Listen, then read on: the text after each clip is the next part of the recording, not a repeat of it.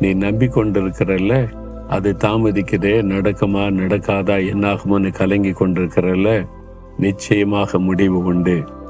உன் நம்பிக்கை வீண் போகாது. நீ நம்பிக்கொண்டிருக்கிற ஆண்டவர் எனக்கு இதை செய்வார், என் பிள்ளைகளுக்கு இதை செய்வார், எனக்கு இந்த காரியத்தில் ஆண்டவர் அற்புதம் செய்வார்னு நம்பிக்கொண்டிருக்கிறல்ல, அந்த நம்பிக்கை விட்டுறாத. உன் நம்பிக்கை வீண் போகாது, நிச்சயமாய் முடிவு உண்டு என்று ஆண்டவர் உங்களை பார்த்து சொல்லுகிறார். எங்க நடக்க போகுதுன்னு மனசு வந்து போய் இருக்கிறீங்களா?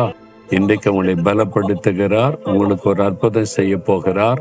உங்களுடைய நம்பிக்கையின்படியே ஒரு அற்புதத்தை செய்து உங்களை மகிழ பண்ண போகிறார்.